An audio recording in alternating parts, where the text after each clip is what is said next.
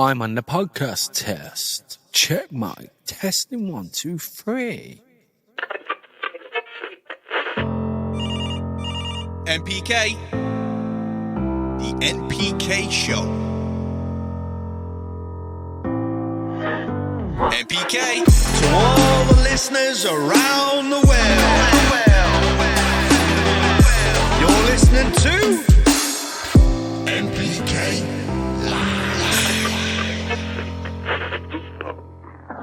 139, Coach, 139. I am technically by myself. Not a very long podcast today. I don't think it will be anyway. It's late in the afternoon at NPK Technology Headquarters.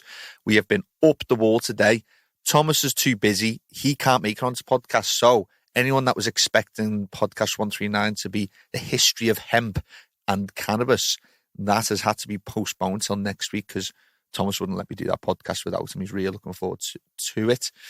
I, however, am here, podcast 139, and I've brought with me, and he hasn't put the mic anywhere near his mouth, JJ. What's happening, people? Let's get that mic right up to your mouth. Don't need the earphones because it's just really me being a weirdo that likes some earphones on. Get it right up to your mouth, and let's get JJ on the podcast. All the staff love it when I rope them in to do a podcast because I hate being in this room by myself. So if Thomas isn't here, I just rope the closest person to me into the podcast. I have said, though, Thank you very much. You don't have to say too much, JJ. You're just here to keep you company. If you want to follow JJ, he is @thebeard_NPK. Yeah, follow him on right. Instagram. He is @thebeard_NPK. JJ runs our Morton store for us, but also is our photographer, is the NPK media team's photographer. So if you see any really good photos, like the one with myself and Peter Klaus on Instagram, that was taken by JJ, you'll be able to tell because all his photos are good. All my photos are grainy. If you want to follow us on social media, on Instagram, it's @NPK_hydroponics. We have a lot of podcast listeners. I would be over the moon if more and more of you came over to Instagram, to the dark side, and started following us on that social media because it's the one that I spend the most amount of time on. It's the easiest one to communicate with you guys and girls. And you can send me DMs. I can see what you're up to, inspire me for future podcasts. It's a really great social media. So I'd really appreciate it if you gave us a follow. And if you're not on Instagram, then get on Instagram. It really is a very positive social media. Very little negativity on there, and that's why it's winning at the moment, because it's nice to have a positive social media. JJ, I'm more than happy for you to be quiet, but feel free to chime in at any time if you agree or disagree with anything. But no. JJ's going to be here. No. Yes. So, yeah, social media. Follow us on Instagram. There's also Reg NPK.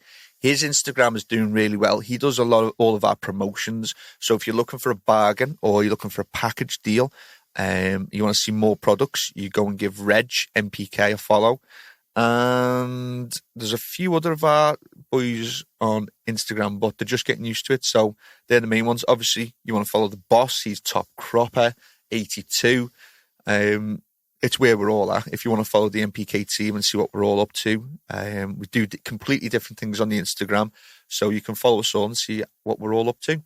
And obviously, if you're looking for real information, then follow us on the YouTube channel, the NPK Show. We'd love for you to head over and subscribe and look at the videos, give us good feedback, critical feedback.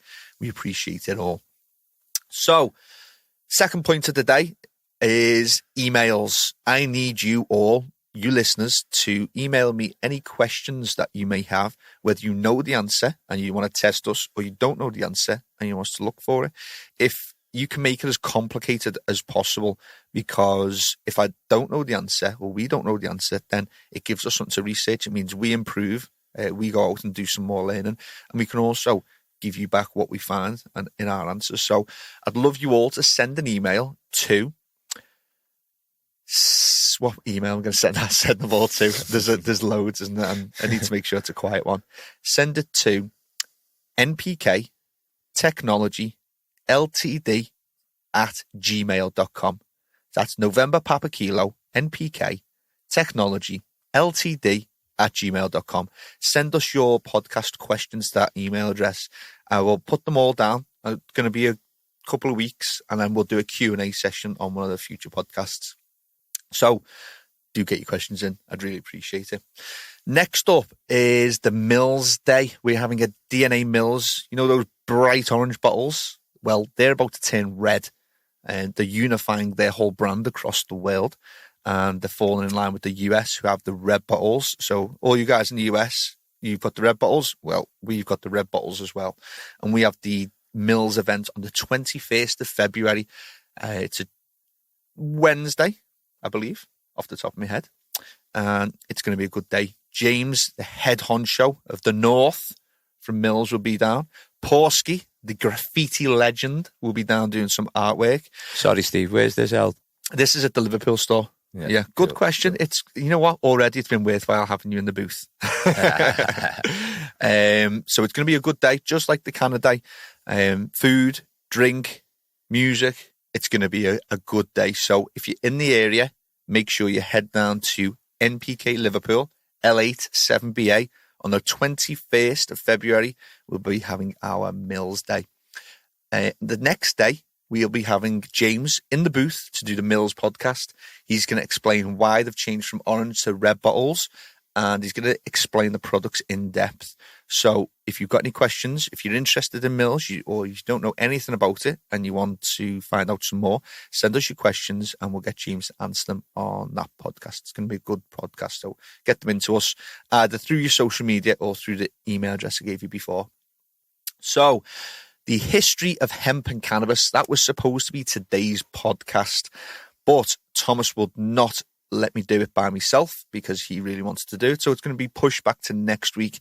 But it's a good thing because it means I can do more research. I can try and do some more fact searching, and really get you an absolutely 10 out of 10 podcast. I am actually really looking forward to doing it.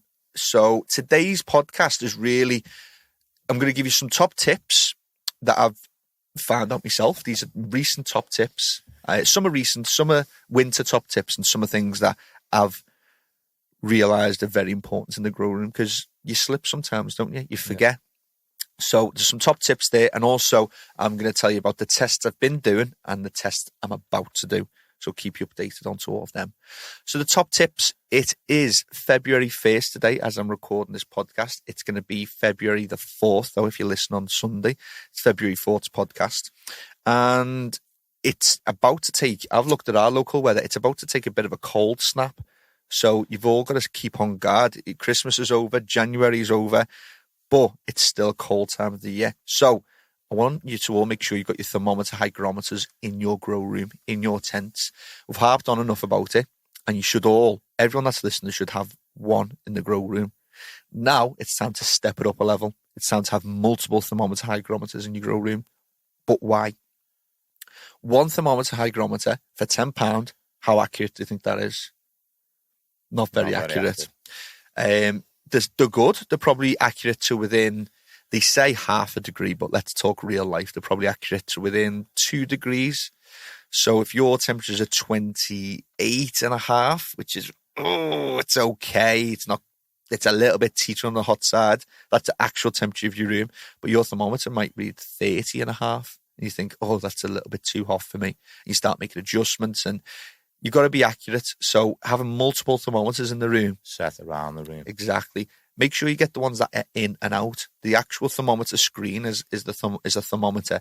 And a lot of them nowadays have probes on them. So you can literally put them one on one corner of the tent or the room and put the probe at the top part of the plant so you know what the hottest part of the plant is. And you can put the actual thermometer somewhere else in the room. So with one thermometer, you can get an average reading across that area. But what's even better is if you've got a slightly bigger room or a bigger tent, is to have 2 or 4 or 6 or whatever. I'm just using even numbers because it makes me feel better. And then you go around your room. First thing you do, you walk in, you press the high and the low. You see what your highest temperature is across all 4, and you see what your low temperature is across all 4. And you sort of take an average from those readings. It'll also give you humidity readings as well. So that's where you want to start taking your room knowledge up a level. Multiple thermometers, hygrometers.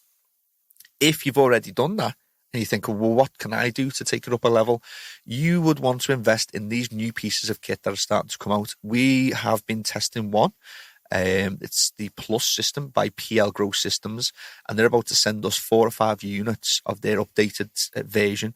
And what this is, you put it in your room, acts like a thermometer, hygrometer, but they've also put equations into this piece of hardware that works out VPD, which is vapor pressure deficit, which is sort of the next level, sort of advanced humidity readings. And we'll probably do a little podcast on this in the next few months. We have talked about it already, but VPD is what people who are on the ball with humidity, that's the next step that they should be looking at. And this piece of kit does that for them. But the best thing about the piece of kit is that it doesn't give you min-max readings. It gives you minute interval readings.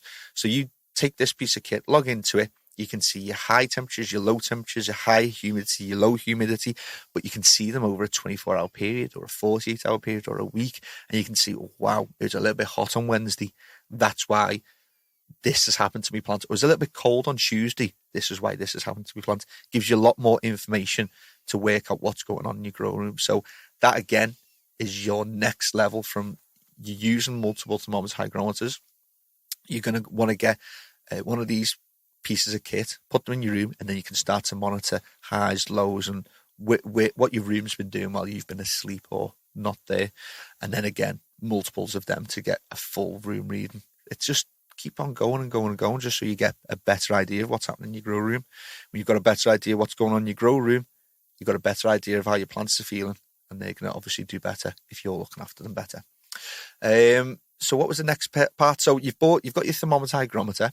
If you haven't got one, please, if we're going back to basics and you haven't even got a thermometer, hygrometer in your room, that is your next purchase. Don't buy that Creative Force Stella. Don't go out and buy anything. Spend that next £10 that comes your way on a thermometer, hygrometer. Do whatever it takes to get one in your room, because it will make your life a lot easier and it will improve you as a grower. So after that is a humidifier. It's cold. We're talking this time of year. It's very important in the UK anyway. And if in other areas of the world where it's quite cold, it's imperative to have a humidifier. Cold air doesn't hold much water, so the humidity can be quite low. So you must have a humidifier in your room, or you tend to, especially in veg. But here's something a little bit different. If your humidity is low in flowering, like 35%, you put your humidifier on when you're in flowering. Now, everyone thinks that might be a shock to some people, but you don't want high humidity when you're in flowering, because it can cause rot in the end flowers or fruits or vegetables. So why would they put a humidifier in there? Well, we're talking about high humidity in flowering can be potentially a bad thing, but having a very low humidity is also a bad thing. So what you want to do is put your humidifier on when the lights come on a timer, and have it going off when the lights go off. And that way your humidity is not going to be too low. Because what happens when your humidity is too low, excuse me, is that when the humidity is low and the temperature is high, that's a bad combination, because the plant's going to be transpiring a lot. It's going to want to drink a lot of water.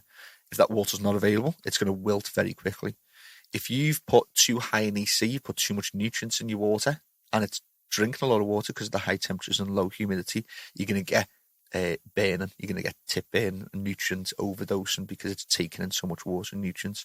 So it's not a great thing to have your humidity being low. So that way, it's okay to have a humidifier on in flower if it's taken your humidity, say, from 35% to 45%, then that's a good thing. So you can have your humidifiers on in flowering if it is low humidity, high temperatures. But put it on in a timer so it goes off when the lights go off, and you should be okay. Talking about timers are an essential piece of kit. I don't think there's anybody that can cope in a room without timers, but they're essential in the cold weather because you'll put them on your heaters. When the lights go off and it's the winter outside, cold, it gets very cold. In the UK, it can get to like -2, -3. Plants start lagging. Exactly, because they just, in cold weather, they just stop growing. They can't uptake water, and they just chase the heat. halt. Yeah. So you need to invest in some heaters, but you don't want the heaters on when the lights are on. It's just counterproductive. So you put your heaters on timers, and your heaters come on 15 minutes before your lights go off. And that way, the heaters can warm up for 15 minutes. And as the lights go off, they reach the nice temperatures, the peak heat, and then they're ready. They're not trying to chase that, bringing the temperatures up. The temperatures are already up, and the heaters are just trying to maintain it at a nice, even temperature.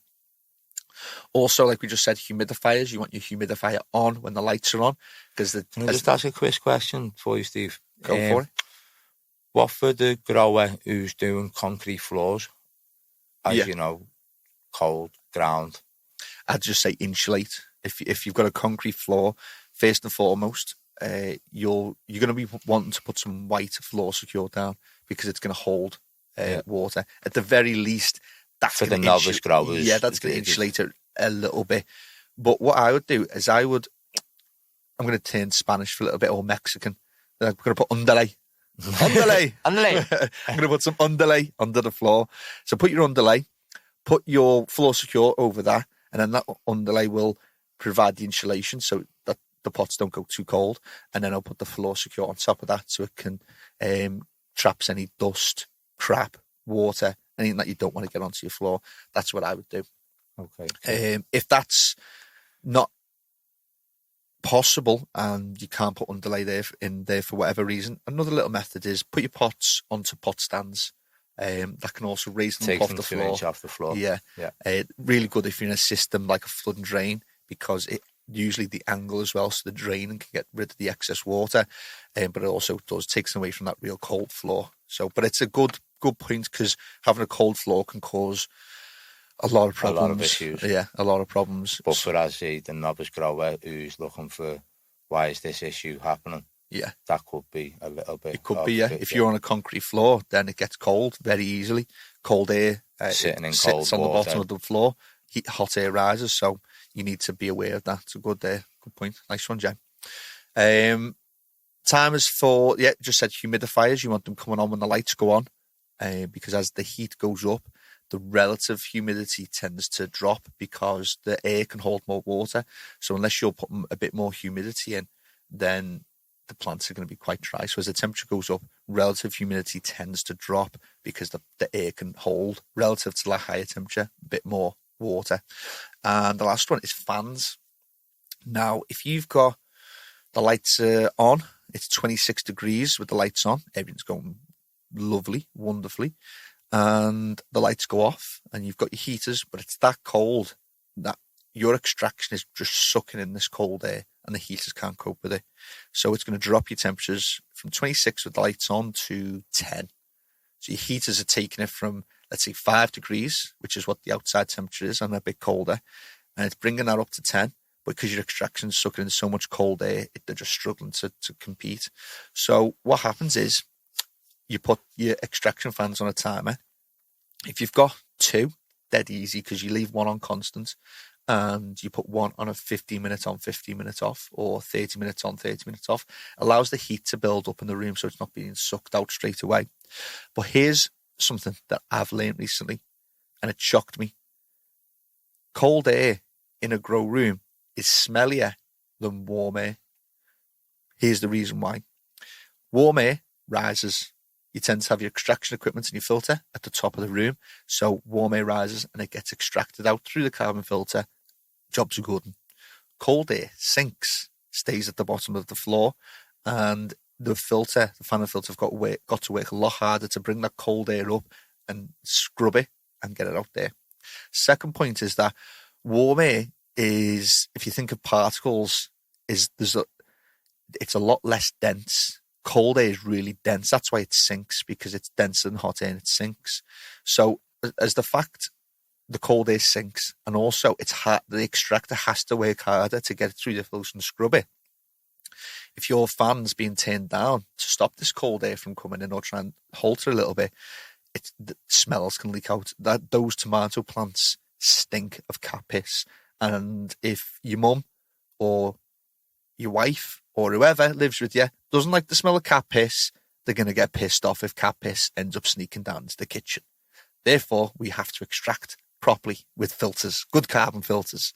And it's something I learned, cold air, actually, if you turn your extraction down to try and combat this cold air coming in, cold air can be real smelly.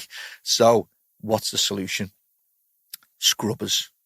Now, this is a very good instance of where... What scrubbers are we talking about? Carbon scrubbers, JJ. Carbon scrubbers. So this is very simple. You've got a fan, you've got a filter, but no ducting. Put your filter on the floor, put your fan on top of it, and turn the fan on.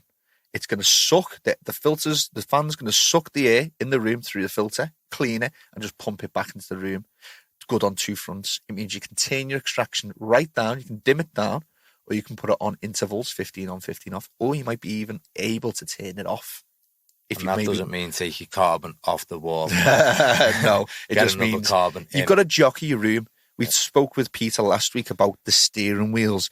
If you listened to last week, you realise that there's a lot of steering wheels. And this podcast, me talking, is just a little bit of experience that I've had, and just means switch on in your grow room. If it's too cold and you get purple stems, because purple stems happens because the plant slows down and it's phosphorus basically building up in the stem. That's what the red is. Can't move it about. It's the sugars basically being halted. They're not being moved around properly, so that's what causes the red stems. Is that blotches up the stem? Yeah, actual blotches. Exactly, yeah. And sometimes it can be genetics, but if your thermometer's telling you that it was cold overnight and you start to get purple stems, it's going to be because it's cold overnight. So you may try and make adjustments. You try and turn your extraction down. You turn your intakes off. You put your heaters on. So if you turn your extractors off, you've still got to scrub that smelly tomato cat piss air, haven't you? So scrubbers are a perfect solution. One at either end, depends on how big your room. One might do, yeah. If you've got two filters, get two scrubbers, one at either end of the room, and literally just put a fan on top of a filter and get it moving that air, cleaning the air, pushing it up to the top. It's great for circulation. It means that there's no cold air being dragged in, and you can start to turn those steering wheels a bit more. But the most important thing is that in a grow room environment and grow room in general, as you turn one steering wheel, it has a knock-on effect onto your other steering wheels. So you just can't make one adjustment and think, yeah, that's it. You've got to wait and monitor and just check everything's right. And some people listening to this, JJ, might be thinking, oh, that all sounds like a pain in the ass. No, it doesn't, because it's good to sit in and just adjust things. And, it is. And realise what's what. Yeah, but unfortunately, some people haven't got that time to spend in the room. And I'm not saying that if you haven't got the time, then what you've got to do, and you haven't got the ability to spend the time with your plants or in your room making these small tweaks, then you've got to make as much use of your time in the room as possible. Use it efficiently. Don't be dilly-dallying around. Make sure everything you're doing is being productive. So if you're being more productive, you're being more efficient with your time, you might realise, wow, I've done all that a lot quicker. I didn't look at my Instagram when I was in there. I didn't do this. I didn't answer a call. I've got an extra 15 minutes I can spend here. So then you can start looking at different alternatives to managing your grow room environment. So spend some time. And if you haven't got time, become more efficient with your time. So that frees up a little bit more of you in your grow room, and the results will speak for themselves. If you don't want great results, and as the guys in the US call it, you want to grow some mids, then don't spend time in your room. You want some top level tomatoes, spend time in your room. It all correlates very closely with each other. Last one is the backdraft shutter. Lovely piece of kit, cheap piece of metal. You whack it onto your intake ducting. You've got to buy a fan now. It doesn't work if you just use negative pressure to allow the intake to come in. This one's if you're using a fan to push air in. So what happens is if you're using a fan to push air in and it's on a timer, so it goes off when the lights go off, the negative pressure can still cause a little bit of cold air to seep in. So what we have these backdraft shutters, which as the fan is pushing through, it opens the flaps up, and the cold air can come in. And when the fan turns off, the flaps shut and don't allow the negative pressure to pull the air through. Nice. So it's really getting into the nitty gritty of not letting that cold air get into your room. A really good piece of gear, very cheap. I would suggest everybody who's using air intakes to go and put one on the end of the ducting, along with some high denier tights or gauze to stop pieces of shit and bugs and pests from getting in. Very important to stop them little bastards getting in. The last one is, this is not necessarily cold, it's not at all a cold temperature tip, but a problem I had recently is that the EC out the tap, people should be checking the EC of the tap water before they start adding the nutrients. I got lazy, I got a bit reckless, and I assumed that in our area, the water comes out the tap at 0.2. And that's soft water, it's classed as soft water, and it's okay. You don't have to add CalMag, it's okay. The pH isn't going to swing too much. But I didn't check the pH of this water on a test I was doing a few days ago. Water came out at 0.0. There was literally nothing that the EC pen could pick up. So I've checked it, put my EC pen in, and didn't bring any CalMag with me. So the EC was 0.0. We've added our base nutrients, got it all up there, and put it into the test that we were doing, and the pH just went everywhere because there's no calcium and magnesium. It act as buffers against pH. So when you've got a bit more calcium and magnesium because you've added CalMag, when your plants are growing in the vegetative state, there's nothing there to sort of stop it. There's no electrodes in the water to stop it. So in veg, plants love to take up certain nutrients, and what this means is that the pH rises quite significantly in veg, especially in hydro. So I was putting pH down and pH down. Again, not thinking really properly. I was adding pH down phosphoric acid, which drops the pH and gives you phosphorus. I was adding this in veg and I was having to use that much because the CalMag wasn't at the beginning. I ended up getting phosphorus toxicity. There was little patches of phosphorus overdose on the leaf, and it was just a nightmare to get rid of it. I eventually did get rid of it, but a simple, we'll call it a mistake. And that's what happened. It took weeks and weeks to get over it. So in that case, I should have checked the EC and brought CalMag with me. Just because we live in a soft water area, I should have it with me to make sure the water's okay. And the second thing is, I should have used nitric acid in veg, because nitric acid lowers the pH and becomes an available form of nitrogen, which it's a lot harder to overdose nitrogen than phosphorus when you're in veg. And you use phosphorus when you're in the blooming stage, because plants need a lot more phosphorus in the blooming stage. And if you find out pH down grow and pH down bloom, that's all it is. pH down grow is nitric acid, pH down bloom is phosphoric acid. And that's the difference between them two. So, bullet point is, stay on the ball, make efficient use of your time, and the plants will reward you for it. It's cold outside in the UK at the moment, so make sure that being on the ball, you're making these small adjustments, because cold nighttime temperatures, you probably won't notice it if you don't press that min-max button on your thermometer. But after 2 or 3 weeks, if your plant's not doing much and purple stems, you'll think, what's going on here? And you're already 2 or 3 weeks behind. So people think these little adjustments don't really mean a lot. But if these little adjustments all made a 2% difference and you did 10 of them, you've got a 20% increase in your plant health, haven't you? And I'm sure everybody would love a 20% increase in plant health. So there you go. That's my cold weather top tips and some of the things I've been learning recently. Because as always, we're always learning. If you are in a position where you think you know a lot and you haven't really got much to learn, and people are going to find it hard to think of themselves as egotistical. But if you hear people telling you things and you just don't even listen and write it off, then you can probably put yourself in that boat. Everybody that I know, whether they've been in the industry for a year, 5 years, 10 years, 30 years, they've all got something to learn. And if you take that mentality, then you'll be well respected because you're not going to have that egotistical stance. No one knows enough. Exactly. And there's always somebody that's been in the industry longer and knows more than you. You've always got one thing to learn off everybody on this planet. Learn to crawl before you walk. Exactly, bro. Exactly. So just to round off the podcast, tests. What tests have I been doing? What tests am I about to do? 2 products that I'm about to start testing. innovating plant products. This is literally, they came to us last week. The guy, Rob from Canada, came with AD from the Growers Wholesale, and literally we spent 4 hours just talking. What an interesting guy. He's going to be on podcast, hopefully, in the next few months, because that's going to be probably a long podcast, because he was just such an interesting guy. He's Canadian, so passionate about growing, been in the industry for 30 years, and we just talked and talked. He was a really interesting dude, and we probably actually spoke about his products for only 20 minutes, and we were just speaking about the industry and life for the rest of the 3 hours and 40 minutes. But innovating plant products, I've looked through them. Very interesting. He talked me through his process of manufacturing, family-run business, the different chemicals that he's using, where he sources them from, and how he believes his product's different from a lot of other companies out there, just in the purity of his end product. So I'll be testing that soon.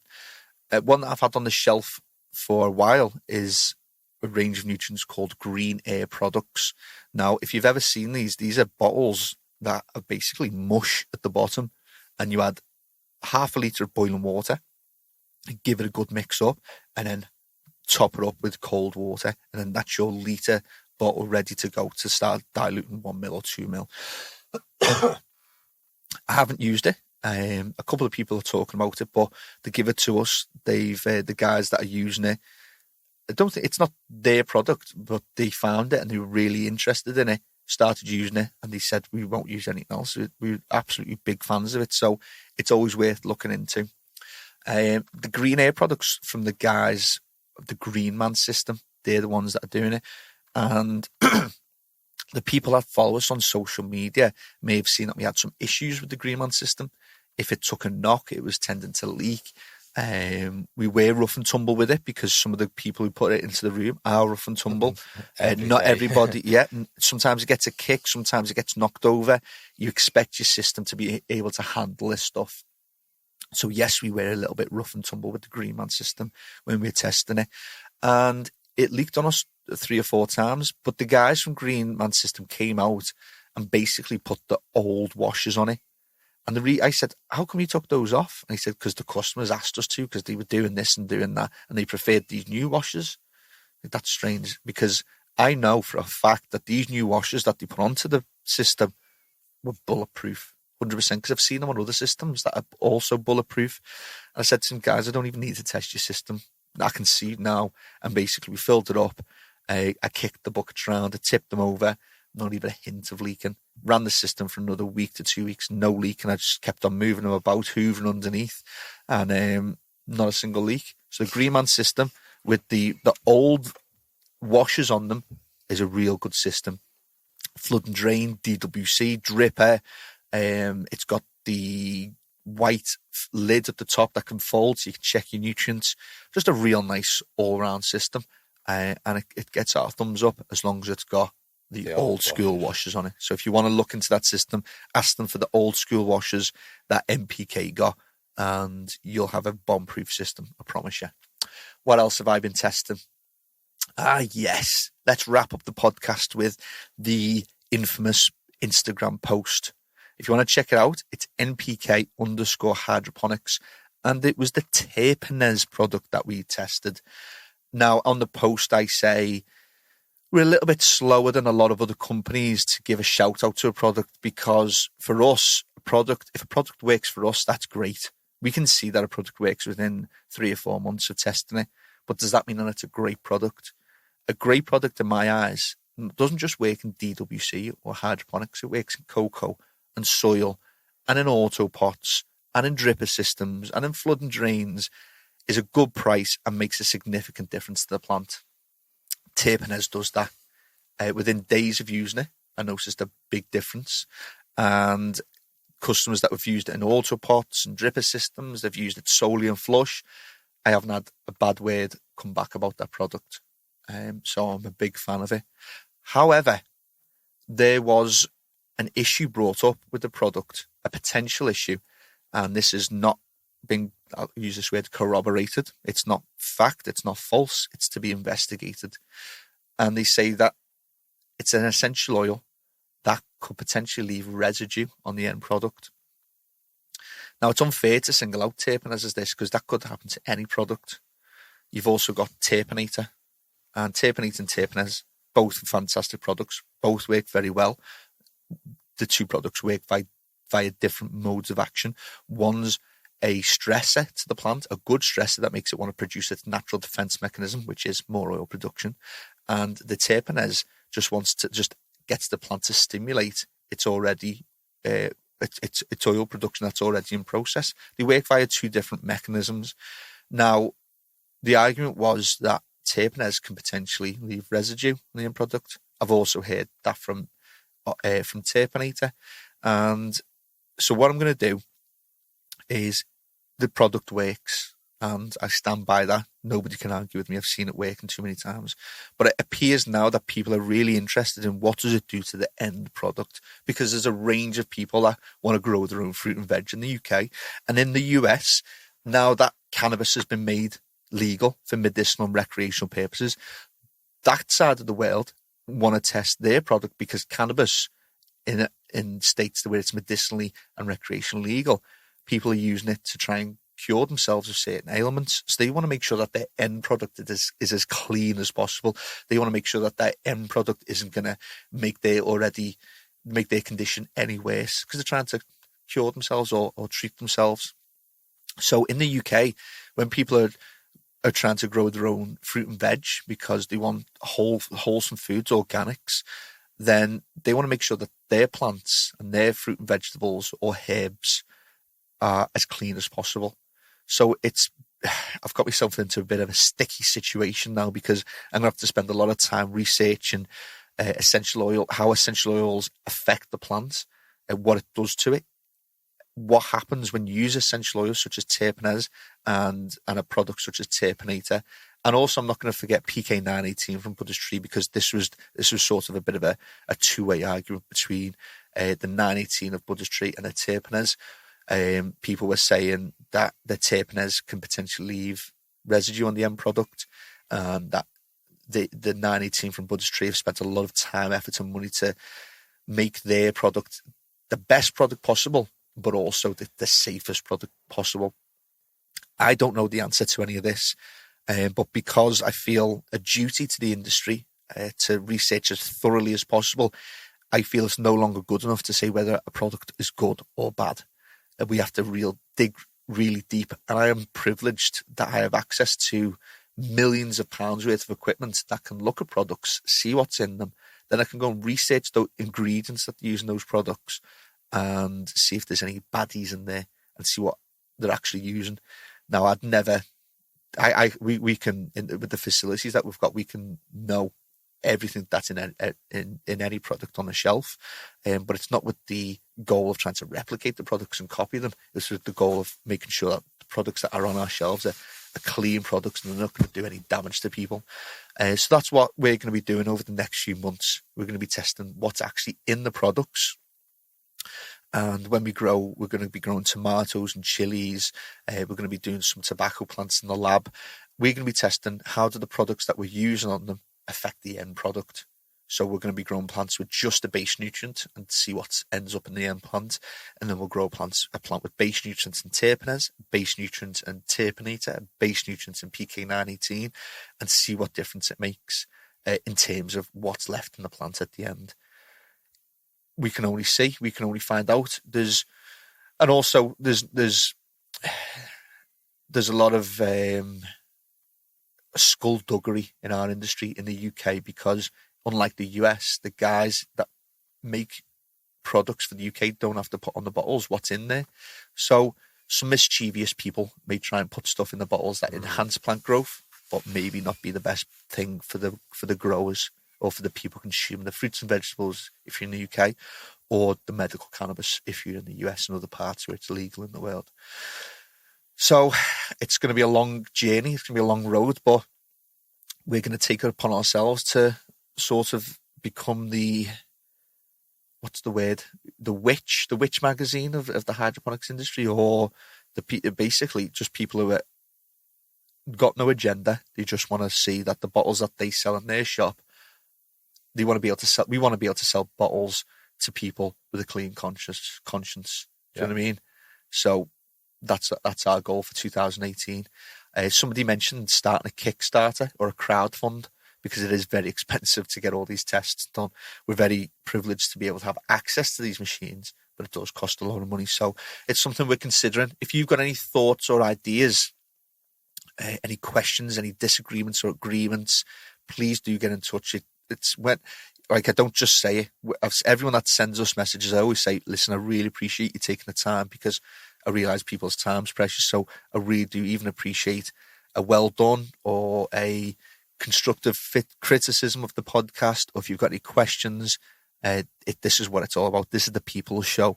We're here to make our industry, the hydroponics industry, better, and it only works if you guys all get involved and help us make the show better.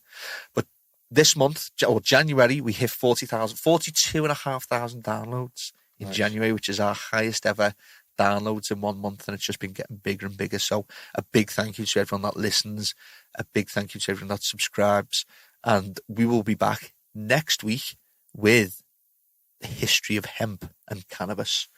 And actually, I'll tell you next week about a little bit more about some of the products we've been testing, because I just looked at my sheet and realised I missed a few. But you'll have to tune in next week if you want to hear about that shit. JJ, thank you very much for sitting with me. Your nodding and shaking of your head was very good at prompting me to get a good podcast in. I hope you all enjoyed it. And please do remember, send us your questions, your thoughts, your ideas to npktechnologyltd@gmail.com. And please don't forget us to check us out on Instagram.